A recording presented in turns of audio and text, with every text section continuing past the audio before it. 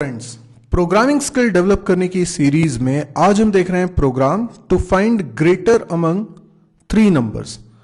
तो यहां पर आज जो हम प्रोग्राम बनाने जा रहे हैं उसमें हमें यूजर से तीन नंबर्स एंटर करवाने हैं और पता लगाना है कि इन तीनों में सबसे बड़ी वैल्यू कौन सी है। तो ये केवल मैं प्रोग्राम का सोल्यूशन नहीं बता रहा हूँ, बल्कि हमें ये भी सीखना है यहाँ पर कि हम किसी प्रोग्राम को बनाते कैसे हैं, उसकी अप्रोच क्या होती है।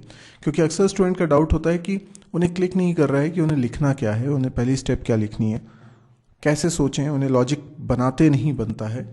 तो कुछ आपको हेल्प शायद यहाँ पर मिल जाएगी। जैसे कि पहली टिप मेरी ये है कि आप प्रोग्राम को अच्छे से पढ़िए और देखिए कि क्या आपको प्रोग्राम समझ में आया है।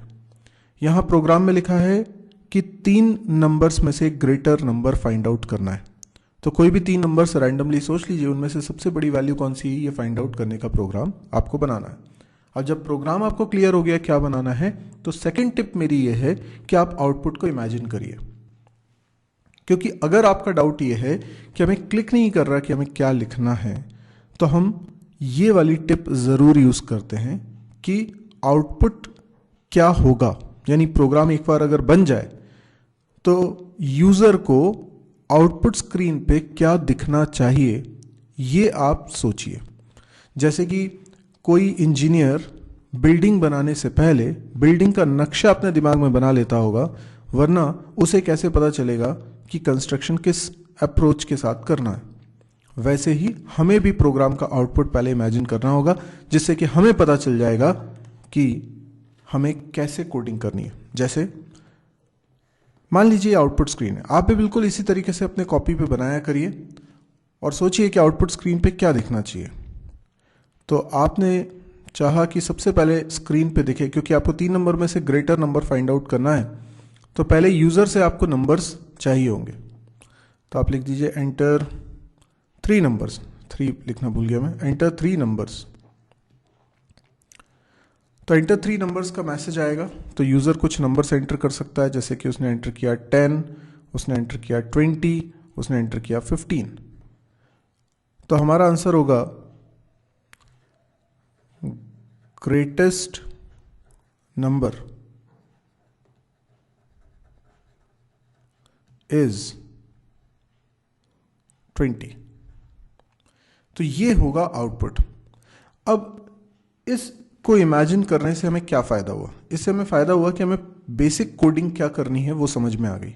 देखिए, जितना समझ में आ जाए आप उतना लिख लीजिए। हम क्या सोचते हैं कि हमें लॉजिक नहीं बन रहा है तो हम कुछ भी नहीं लिखते। ऐसा मत करिए, क्योंकि थोड़ा सा लिखने के बाद आपको चीज़ें दिखने लगती हैं और आप कुछ और आगे का सोच पाते हैं, जो आप तब नहीं सोच पा रहे थे जब आपने कुछ भी नहीं लिखा था। तो देखिए, मैं कोड ब्लॉक्स में कोडिंग कर रहा हूँ।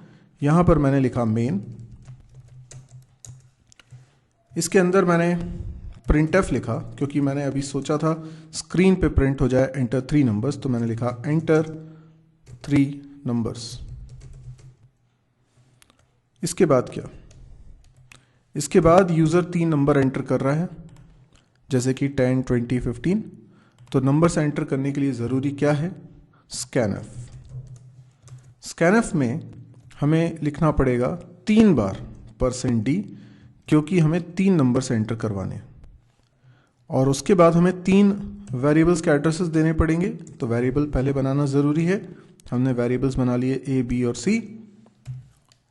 और अब स्कैनफ में हम लिख सकते हैं address of a, address of b, address of c। ठीक है। इसके बाद क्या? इतना तो हो गया, लेकिन इसके बाद प्रिंट होना चाहिए ग्रेटेस्ट नंबर इज 20। पर 20 तो इसलिए क्योंकि इस एग्जाम्पल में 10, 20, 15 एंटर किया था। यहाँ पे 20 ही प्रिंट होगा, मैं नहीं कह रहा हूँ। मैं कह रहा हूँ कि जो भी तीन नंबर यूज़र ने एंटर किए थे उनमें सबसे बड़ी वैल्यू यहाँ प्रिंट होनी चाहिए। तो एक printf होना चाहिए जो प्रिंट करे ग्रेटर नंबर इज %d। और फिर यहाँ क्या होना चाहिए? यहाँ पर एक वेरिएबल हम बना लें, लेट्स से k, और k वेरिएबल में सबसे बड़ी वैल्यू हो वो प्रिंट हो जाए। तो ABC में से जो वैल्यू बड़ी होगी वो k में असाइन हो जाए। पर ये काम मुझे यहाँ करना होगा, यानी k में सबसे बड़ी वैल्यू आ जाए वो वाला काम मुझे यहाँ करना होगा। अब इसके कई सारे लॉजिक हो सकते हैं, तो हमने 2 टिप तो अपना ली। हमारी पहली टिप थी प्रोग्राम अच्छे से समझना, दूसरी टिप ये थी कि आउटपुट को इमेजिन कर लेना ताकि हम बेसिक स्केलेटन अपने प्रोग्राम का बना सकें। अब क्या करना है, अब मुझे यहाँ पे बीच में स्कैनफ के बाद और ये प्रिंटफ के पहले ये बीच की जो जगह खाली दिख रही है, यहाँ पे मुझे कुछ ऐसी कोडिंग करनी है जिससे कि के अंदर ABC में से जो बड़ी वैल्यू है वो आ जाए। ऑब्वियसली बात है कि मुझे के को डिक्लेयर करना पड़ेगा। अब इसका लॉजिक बनाते हैं। लॉजिक कई सारे हो सकते हैं। एक सबसे सिंपल लॉजिक क्या होगा कि जो A, B और C नाम के 3 वेरिएबल्स हमारे पास हैं जिनके अंदर कुछ वैल्यूज रखी है, हमें नहीं मालूम क्या वैल्यू रखी हुई है। अगर मैं ये कहूं कि 3 पॉसिबल इसके रिजल्ट हो सकते हैं, या तो A सबसे बड़ा हो सकता है, या B सबसे बड़ा हो सकता है, या C सबसे बड़ा हो सकता है। तो आप सिंपली सोचिए A सबसे बड़ा कब हो सकता है? तब जब A बड़ा हो B के। ये इक्वल टू भी लगाने की जरूरत नहीं है, आप चाहें तो यहां पर इक्वल टू ना लगाएं, सिर्फ A ग्रेटर देन B लिखें। तो A ग्रेटर देन B है and A greater than C है, तो मैं कहूंगा A सबसे बड़ा है। ये A के लिए फेवरेबल केस होगा। B के लिए फेवरेबल केस क्या होगा? B बड़ा हो A से एंड B बड़ा हो C से, यानी B A और C दोनों से बड़ा है तो B सबसे बड़ा है। और C के लिए फेवरेबल केस क्या होगा? C बड़ा हो A से एंड C बड़ा हो B से। कई बार स्टूडेंट्स बहुत ही फंडामेंटल गलतियां करते हैं। पहले वो लॉजिक नहीं बनाते और सीधे कोडिंग कर देते हैं, यानी हम कैसे ABC में से सबसे बड़ी वैल्यू फाइंड आउट करेंगे इसके बारे में नहीं सोचते। अभी जो मैंने लिखा है ये कोई बहुत अच्छा लॉजिक नहीं है, पर ये बहुत बेसिक लॉजिक है जो सबको क्लिक करना चाहिए। कई बार स्टूडेंट्स क्या करते हैं कि सबसे पहले एक इफ लगा लेते हैं और देखते हैं कि A ग्रेटर देन B है क्या, और A ग्रेटर देन B है तो प्रिंट करा देते हैं किसकी वैल्यू? A की वैल्यू। मतलब उन्हें इस बात से मतलब ही नहीं कि C से हमने कंपेयर किया नहीं है, तो अभी कैसे कह सकते हैं ये सबसे बड़ी वैल्यू? वो तो A ग्रेटर देन B करते हैं और A की वैल्यू प्रिंट करा देते हैं। इस तरह की काफ़ी मिस्टेक्स बिगनर्स करते हैं। तो मैं बिगनर्स से सिर्फ ये कहना चाहूँगा कि आप पहले लॉजिक बनाइए और लॉजिक को क्रॉस चेक करिए। हम बिना क्रॉस चेक करे ये कैसे कह सकते हैं कि हमने सही बनाया कि गलत बनाया? तो हम देखें कि ABC में से सबसे बड़ी वैल्यू प्रिंट कर पा रहा है हमारा लॉजिक कि नहीं कर पा रहा है। लॉजिक के लिए आपको कुछ एग्जाम्पल लेना पड़ेगा। तो मेरी टिप ये है कि आप कुछ एग्जाम्पल लेके उसको करके देखिए। जैसे 10, 20, 15 अगर मैंने लिया है तो A की वैल्यू 10, B की वैल्यू 20 और C की वैल्यू 15 है। तो जो लॉजिक अभी हम डिस्कस कर रहे हैं उसमें तो कोई दिक्कत नहीं जाएगी। मैं इसको बना के बताता हूं। मैं अगर लिखता हूं if A greater than B and A greater than C, तो क्या होगा? A सबसे बड़ा होगा, तो K के अंदर मैं A की वैल्यू असाइन कर देता हूं। एक और इफ लगाता हूं और मैं कहता हूं यदि B बड़ा होगा A से एंड B बड़ा होगा C से, तो K में B की वैल्यू आ जाएगी क्योंकि B सबसे बड़ा है। और यदि C ग्रेटर है A से एंड C ग्रेटर देन है B से, तो C दोनों से बड़ा है इसलिए सबसे बड़ा है, तो K में असाइन हो जाए C की वैल्यू। अब K के अंदर A, B या C में से कोई एक वैल्यू गई है और वही वैल्यू यहाँ प्रिंट हो गई है। तो ये प्रोग्राम बिल्कुल हमारा सही है।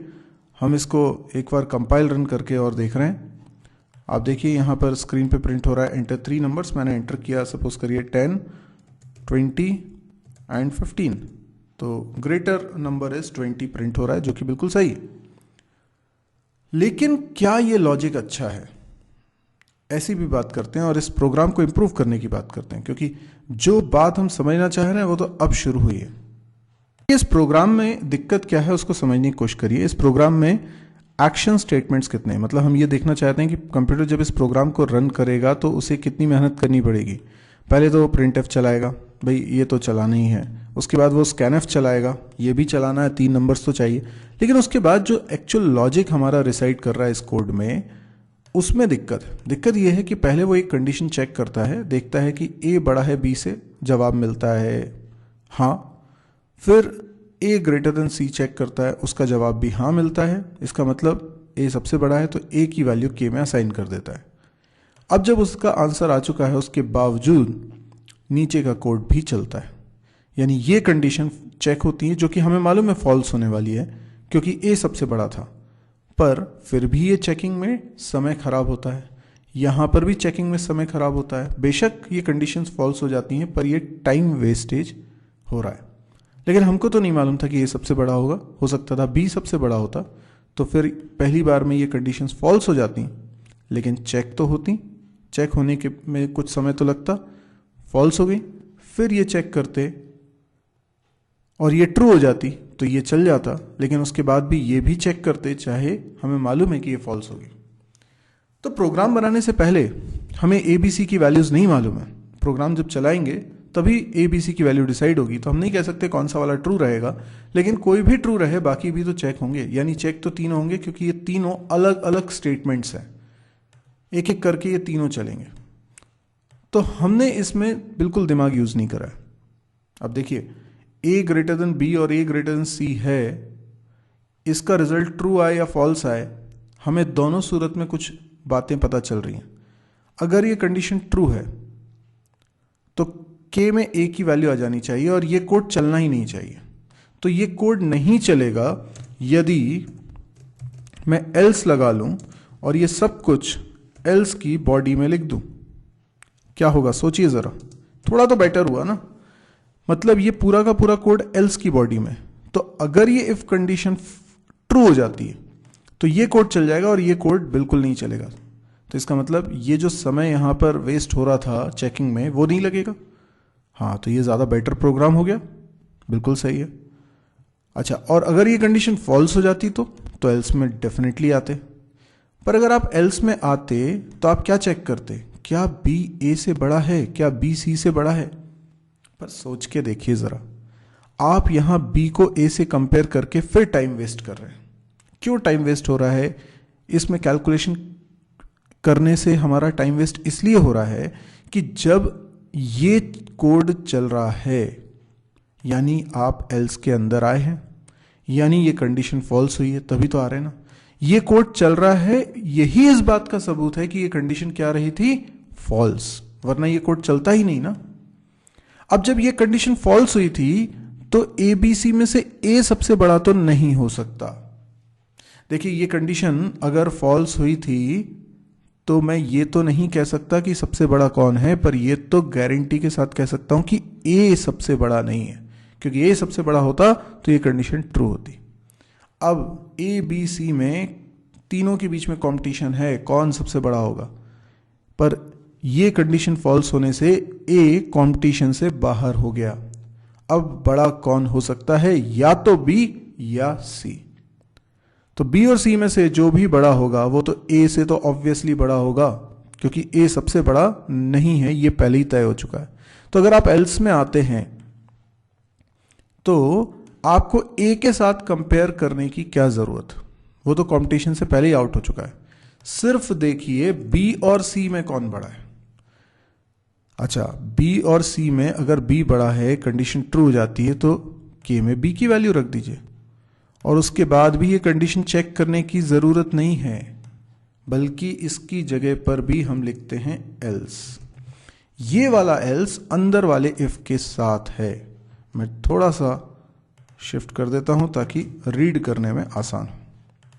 तो इस एल्स की बॉडी में, ये वाला जो एल्स है, इसकी बॉडी में एक और इफ एल्स लगा हुआ है। यदि बी बड़ा है सी से तो के में बी की वैल्यू आए, वरना सी की वैल्यू आए। क्योंकि इस एल्स में आए हैं तो कंपटीशन सिर्फ बी और सी के बीच में बचा हुआ है। तो ये लॉजिक हमारे पिछले लॉजिक से बेटर हो गया। अभी इसको भी मैं रन करके देखता हूं और वही वैल्यूज एंटर करता हूं, 10, 20 और 15। आप देखें अभी भी 20 आ रहा है, बिल्कुल सही है। इस लॉजिक को क्या और बेटर कर सकते हैं? बिल्कुल कर सकते हैं, मैं वो भी आपको तरीका बताता हूं। जैसे यहीं पर मैं आपको एक नया लॉजिक भी बताता हूं। अगर हम a ग्रेटर देन b करें, तो या तो कंडीशन ट्रू होगी या कंडीशन फॉल्स होगी, राइट। अगर ट्रू होगी तो हमें ये तो पता नहीं चल रहा कि सबसे बड़ा कौन है ना, क्योंकि हम सिर्फ ए और बी का कंपैरिजन करा के ये तो नहीं कह सकते कि सबसे बड़ा कौन है, सी को भी कंपैरिजन में शामिल करना पड़ेगा। तो ए ग्रेटर देन बी अगर ट्रू है तो ये तो हम नहीं कह सकते कि सबसे बड़ा कौन है, पर ये जरूर कह सकते हैं कि बी सबसे बड़ा नहीं है, क्योंकि अगर ट्रू हुआ है इसका मतलब ए बी से बड़ा है, तो बी सबसे बड़ा तो हो ही नहीं सकता जब वो ए से ही छोटा है। तो कंपटीशन ए और सी के बीच में, अगर ए और सी के बीच में कंपटीशन है तो दोनों में जो बड़ा होगा वो सबसे बड़ा हो जाएगा, यानी ट्रू है तो ए सबसे बड़ा, नहीं तो सी सबसे बड़ा। इसी तरीके से अगर ये पहली वाली कंडीशन ए ग्रेटर देन बी फॉल्स हो जाती तो बी ए से बड़ा होता, इसका मतलब ए सबसे बड़ा नहीं होता, तो फिर बी और सी में ही कोई सबसे बड़ा होता। अगर बी और सी का कंपैरिजन करते और ट्रू आता तो हम बोलते बी सबसे बड़ा है, वरना सी सबसे बड़ा है। ये लॉजिक कैसे इंप्लीमेंट करेंगे? पहले तो हम ये कंडीशन चेक करेंगे, तो हम लिखेंगे एक इफ और उसमें कंडीशन लिखेंगे ए ग्रेटर देन बी, और उसके बाद इफ का ब्लॉक और एल्स का ब्लॉक। ठीक है, ये पूरा का पूरा लॉजिक इफ के ब्लॉक में आना चाहिए, ये पूरा का पूरा लॉजिक एल्स के ब्लॉक में आना चाहिए, क्योंकि ए ग्रेटर देन बी के ट्रू होने पर ये चलाना है। तो if A greater than B ये ट्रू हो जाता है तो इफ का ब्लॉक चलता है। तो आइए इसी बात को अब कोडिंग के थ्रू भी समझते हैं। तो मैं ये कोड हटा रहा हूं और इस जगह पर लिख रहा हूं if A greater than B, तो इफ का ब्लॉक चले, ठीक है, एल्स नहीं तो एल्स का ब्लॉक चले। Got it? इफ के ब्लॉक में क्या होगा? एक और इफ एल्स। अगर ए ग्रेटर देन बी है तभी आप इसके अंदर आए, तो ए और सी में कंपटीशन है, तो हम लिखेंगे अगर ए ग्रेटर देन बी है, बल्कि प्रिंटफ नहीं, हम लिखेंगे K assign A, else K assign C. I hope clear होगा। एल्स की बॉडी में भी एक और इफ एल्स लगा रहे हैं। एल्स की बॉडी में आए हैं, इसका मतलब है ए सबसे बड़ा नहीं है, मतलब बी और सी के बीच में कंपटीशन है। तो बी ग्रेटर देन सी है, तो हम प्रिंट करेंगे, प्रिंट नहीं करेंगे भाई, के की वैल्यू बी रखेंगे, एल्स के में सी की वैल्यू। ठीक है, क्योंकि प्रिंट तो नीचे हम करा ही रहे हैं के की वैल्यू। ठीक है ना? ओके, अब इस प्रोग्राम को रन करके देखते हैं। ये ज़्यादा बेटर लॉजिक है। जैसे मैंने एंटर किया 20, 30, 40, तो 40 सबसे बड़ा है। यहाँ पे ये लॉजिक इसलिए बेटर है कि पहले तो आप एक कंडीशन चेक करते हैं ए ग्रेटर देन बी, या तो ये ट्रू होती है या फॉल्स होती है। तो कौन सा इफ एल्स चलेगा? दोनों में से कोई एक ही चलेगा। वहां एक कंडीशन और चेक करेंगे। तो कुल मिला के 2 से ज़्यादा कंडीशन आप चेक नहीं कर रहे हैं, इसलिए ज़्यादा बेटर लॉजिक है। ओके, अच्छा, क्या आपको मालूम है कि हम इस लॉजिक को और बेटर कर सकते हैं? लॉजिक तो यही रहेगा, लेकिन लिखने का तरीका बेटर कर सकते हैं। कैसे? कंडीशनल ऑपरेटर का इस्तेमाल करके। कंडीशनल ऑपरेटर क्या है? कंडीशनल ऑपरेटर यानी क्वेश्चन मार्क और कोलन, ये मिलाकर कंडीशनल ऑपरेटर बनता है। कुछ चीज़ हम क्वेश्चन मार्क के पहले लिखते हैं, कुछ बीच में लिखते हैं और कुछ कोलन के बाद। अब आप ध्यान से समझिएगा, अगर आप इफ एल्स जानते हैं तो कंडीशनल ऑपरेटर भी जानते हैं। इफ एल्स में जो इफ की कंडीशन होती है, जैसे यहां पर इफ की कंडीशन ये है, तो आप इस चीज को कहां लिख दीजिए? क्वेश्चन मार्क के पहले।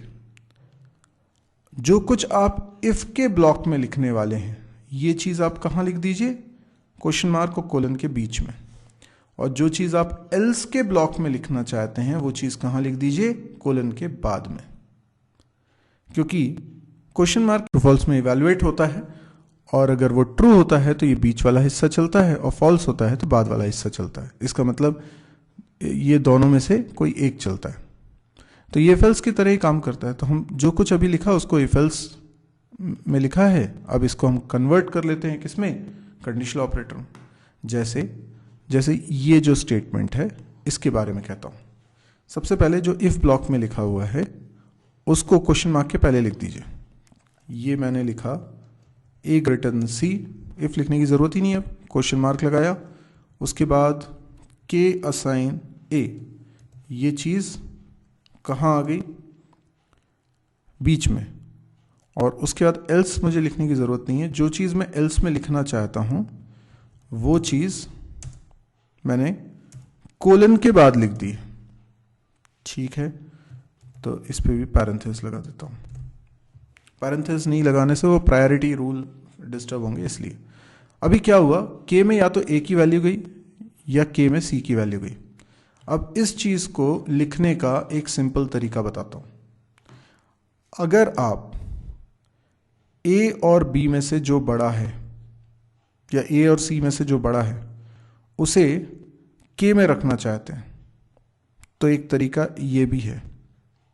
ए ग्रेटर देन सी है, क्वेश्चन मार्क, तो ए को सेलेक्ट करिए, कोलन सी को सेलेक्ट करिए।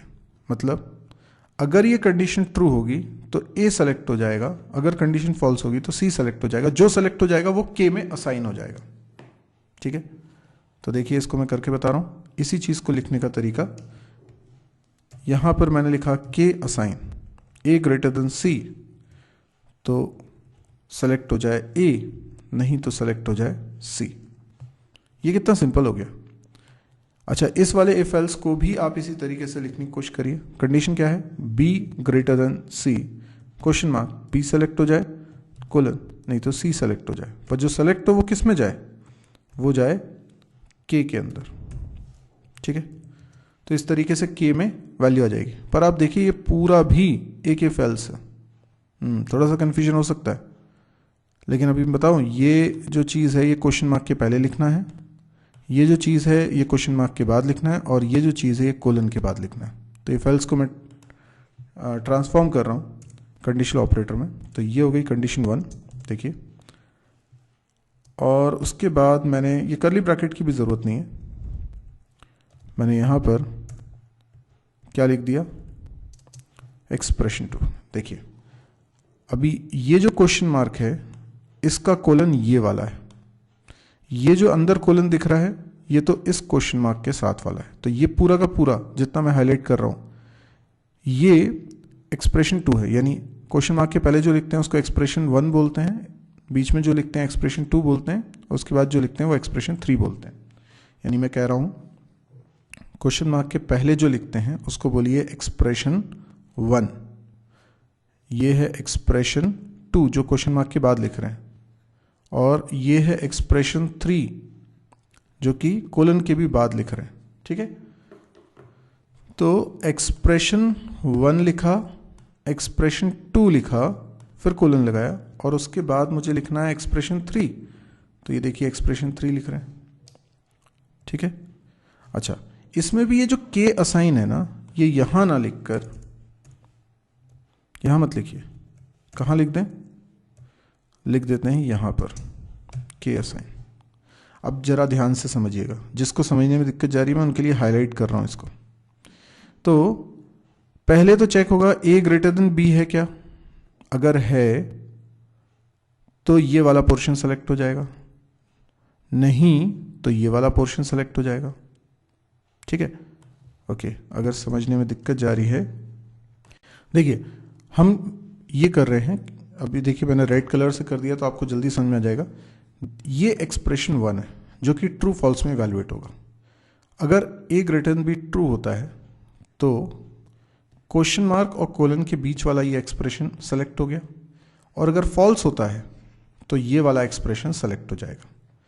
अब क्योंकि इस एक्सप्रेशन में फिर से कंडीशनल ऑपरेटर लगा है जिसमें ये कंडीशन है जो ट्रू फॉल्स में इवैल्यूएट होगी, अगर ट्रू होती है तो ये सेलेक्ट हो जाएगा, और फॉल्स होती है तो ये सेलेक्ट हो जाएगा। Got it. इसी तरीके से अगर एक्सप्रेशन 3 सेलेक्ट हुआ तो ये फिर से एक कंडीशन है जो कि ट्रू होती है तो बी सेलेक्ट हो जाएगा, और अगर फॉल्स होती है तो सी सेलेक्ट हो जाएगा। यानी ए बी सी में से सेलेक्ट कोई एक होगा, जो भी सेलेक्ट होगा वो के में असाइन होगा। तो आई होप आपको समझ में आ गया होगा। अब ये करली ब्रैकेट की भी जरूरत नहीं है, फाइन। अब देखिए प्रोग्राम कितना सिंपल लग रहा है, कितना छोटा सा लग रहा है। तो ये मैंने रन किया, ये प्रोग्राम रन हो गया, मैंने एंटर की वैल्यू 3, 4 एंड 2 या 1, ठीक है। तो क्या सबसे बड़ी वैल्यू 4 है, ओके। अभी इसको और छोटा करें, छोटा ऐसे होगा कि ये जो एक्सप्रेशन लिखा है मैंने, के की मुझे ज़रूरत नहीं है, के मैं पहले असाइन कर रहा हूँ फिर के की वैल्यू प्रिंट करा रहा हूँ। तो जहाँ के लिख रहा हूँ उसी की जगह पर मैं ये एक्सप्रेशन लिख देता हूँ, तो मुझे इस लाइन की ज़रूरत नहीं पड़ेगी और यहाँ पर के वेरिएबल की भी ज़रूरत नहीं पड़ेगी। Got it. अब देखिए इस प्रोग्राम को भी रन करके बताता हूँ। तो 3 नंबर्स एंटर करने को कह रहे हैं, मैंने एंटर किया 22, 11 और 12, सबसे बड़ी वैल्यू है 22। तो इस तरीके से आपको समझ में आया 3 नंबर में से ग्रेटर नंबर फाइंड आउट करने का लॉजिक। अब यदि आपको ये वीडियो पसंद आया हो तो आप इसे लाइक करिए। यदि आपको लगता है कि इस तरह के और वीडियोस देखने में आप इंटरेस्टेड है तो आप इस चैनल को भी सब्सक्राइब करिए। आप मेरी वेबसाइट को भी विजिट कर सकते हैं www.mysirji.com, नीचे URL लिखा हुआ है। इस साइट पे ज़रूर जाइए, एक बार तो ज़रूर देखिए। इस साइट में क्या दिखेगा आपको, C, C++, जावा, PHP, MySQL, data structure, DBMS, ये कोर्सेज की पूरी सीरीज मिलेगी। यानी आप शुरुआत से आखिरी तक सारे वीडियोस देखकर वो कोर्स कंप्लीट कर सकते हैं सेल्फ। इसके अलावा प्रोग्रामिंग एक्सरसाइज भी है जिसमें काफ़ी सारे प्रोग्राम्स दिए गए हैं। पहले आप उनको ट्राई करिए, फिर नहीं बने तो उनका सोल्यूशन आप वीडियो के रूप में देख सकते हैं। इसी तरीके से कैंपस प्रिपरेशन के लिए भी कुछ वीडियोस वहाँ पे रखे हुए हैं, तो आप इस साइट को देखिए। और सबसे बड़ी बात है 2 वीडियो डेली इसमें अपलोड कर रहा हूँ, तो आप जब भी इस साइट को ओपन करते हैं आपको हमेशा कुछ नया कंटेंट मिलता है, लेटेस्ट कंटेंट मिलता है, तो आपके लिए हमेशा काम की होगी, रनिंग साइट है। इसके अलावा सारे वीडियोज़ हिंदी में हैं और फ्री हैं, तो आप समझ सकते हैं कि आपके भी काम के हैं और आपके कई सारे दोस्त होंगे उनके भी काम के। तो क्योंकि मैं ये सब कुछ फ्री में प्रोवाइड कर रहा हूँ तो ये पॉसिबल नहीं है कि मैं इसकी बहुत ज़्यादा मार्केटिंग कर पाऊँ। मेरा आपसे सिर्फ इतना ही कहना है कि यदि आपको पसंद आ रहा है तो आप प्लीज़ इसको शेयर करिए, दूसरे लोगों तक पहुँचाइए। जैसे ही आप तक पहुँचा है, कई लोग हैं जिनको इसकी बहुत ज़रूरत है। हम एंटरटेनमेंट वाले बहुत सारे वीडियोस स्प्रेड करते हैं, शेयर करते हैं, जिससे 2 पल की हंसी मिलती है, जो कि अपनी जगह वैल्यूएबल है, लेकिन नॉलेज की करियर पाथ में बहुत ज़्यादा ज़रूरत है। तो यदि आपको लगे कि ये काम का है तो प्लीज़ इसको शेयर ज़रूर करिएगा। Thank you.